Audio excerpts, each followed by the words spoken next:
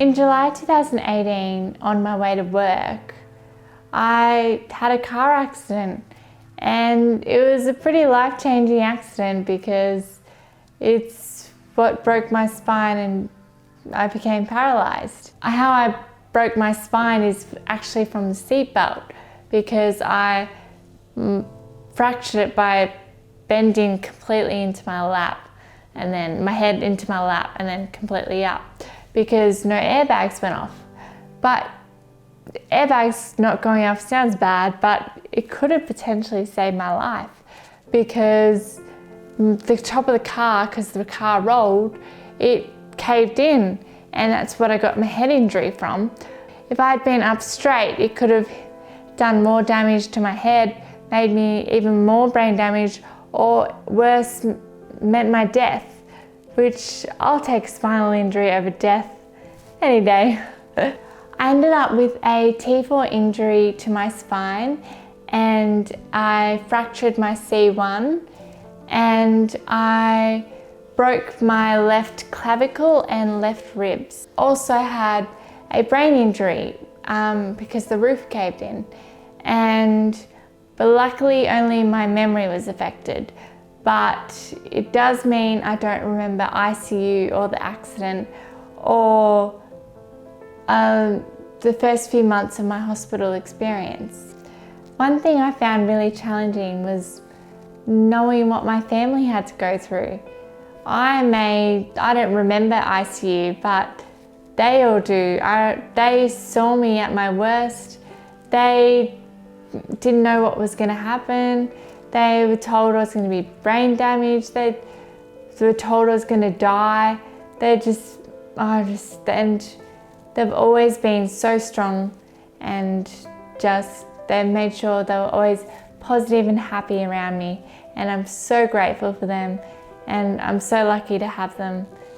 That is why I make sure that my family know how much I love life and how much I'm grateful to be alive, and how grateful I am to have them to support me and be there for me, and just how lucky I am. So when I first had my injury, I actually couldn't breathe properly, so I had to get a tracheostomy put in, which is when they put a slit in your windpipe and they put a tube in and to help you breathe. And it meant I couldn't talk for a while, and then I could only talk for 10 minutes at a time when they covered it with a valve. And it was such a strange feeling when I could talk for the first time after not talking for so long. It was hard to do. Hello. Clear your throat for us. Yeah. Good. Good.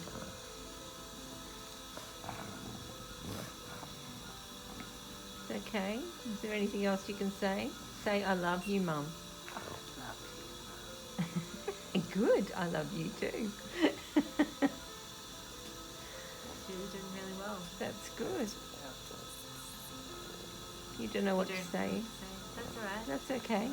It's just to have a go and see how it works, so that you know that you could be able to talk with it. Yeah.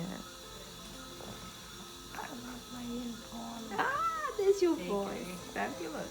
Fabulous. But eventually I got it taken out, and I could talk all the time and talk nurses' ears off. I could also sing. I'm not the best singer, but I love to sing anyway. And even when I couldn't talk, I would be mouthing words to songs.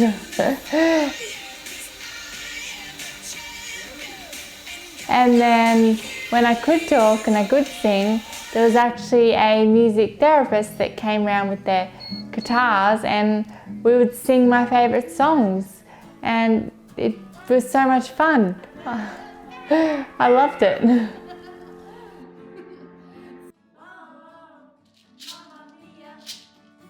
Another thing that's a little bit different about my injury is that I couldn't eat for, I think it was 3 months, because when I ate food food would go down the wrong hole and go into my lungs, and which would make me very sick. So it was definitely a struggle not being able to eat. I actually had to be peg fed, so that they put a tube into my stomach, and it was like came out, and then you get liquid food put in, and it tasted great. Oh, Emily, it's feed time. How is it? Oh, it's so delicious. Oh, I can't wait till I have it. It's so yummy. You must be so jealous. Look at it. Look at it. Look how yummy it looks. Every day I would have to practice eating ice chips. That was the first mouthful of ice. Because I wasn't even allowed to drink water, but I would practice with a speech therapist, practicing my swallow, so I would swallow properly by having ice chips. And eventually it worked, and eventually I could eat. The best. Oh, I love eating food. I love food. So not even soft food? No, unless you feel like you want to start on something softer, but there's no, you have that cracker, no worries. I can have normal food. Yes. Oh, I'm gonna cry. It's been a while. I miss food. Pasta. Yummy. Okay.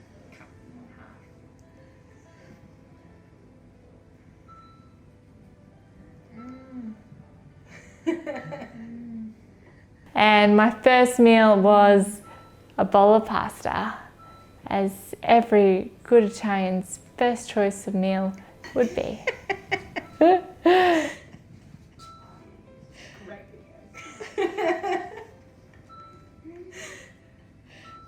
How was it? Oh, really good. This is such a weird feeling to be eating. I'm gonna take another bite. And then I also got to try chocolate, which it tasted even better than I remembered. I am a chocoholic. They're so good. I'm having. What sort of chocolate is it, Em? It's a flake, It's a flake. and it's delicious. It is so good. I haven't had chocolate in 12 weeks. This is, I'm having the best day ever. I'm gonna take another bite. I remember when I first tried the sliding board to transfer, I was so wobbly and unstable, and I was not very good at it.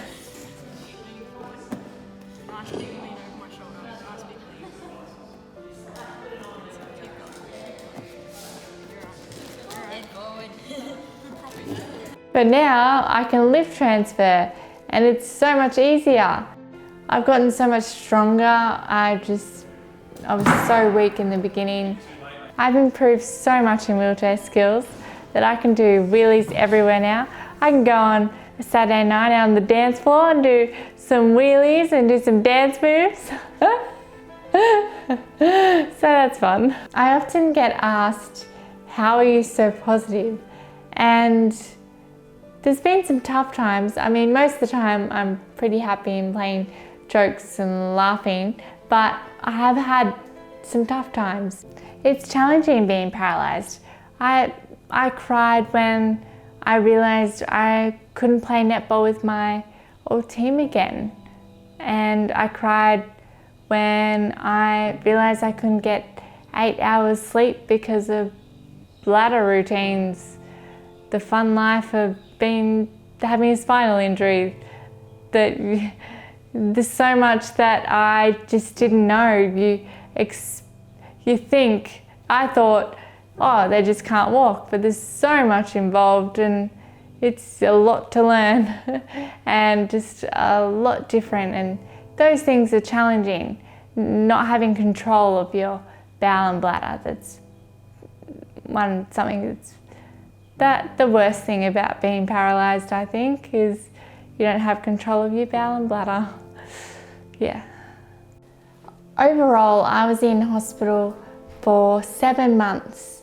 It was tough, but I also have lots of fond memories.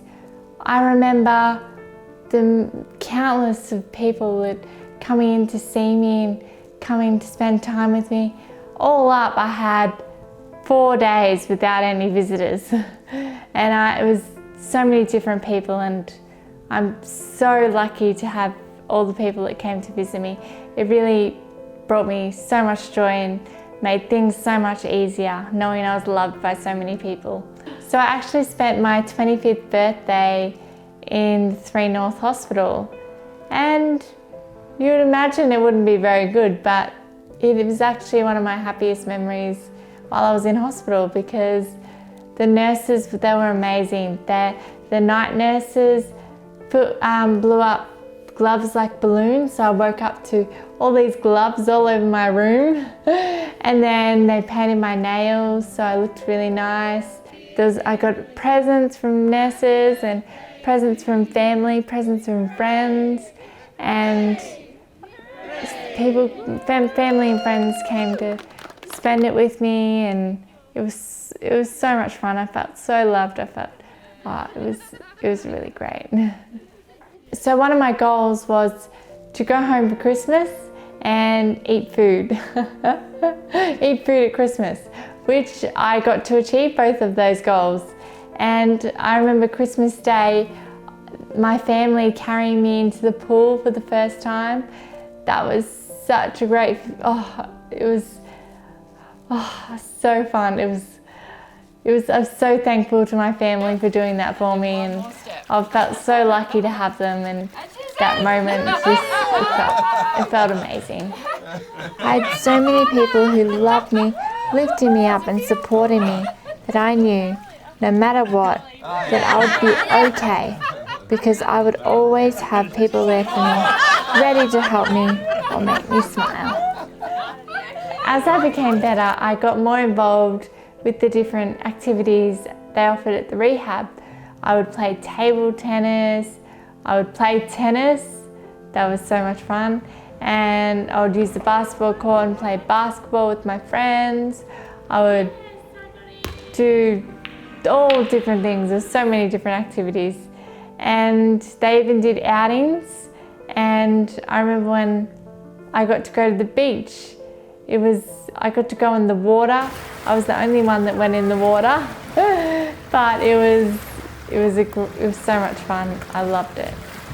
Something that always really made me happy as well is that I was surrounded by so many kind, amazing people.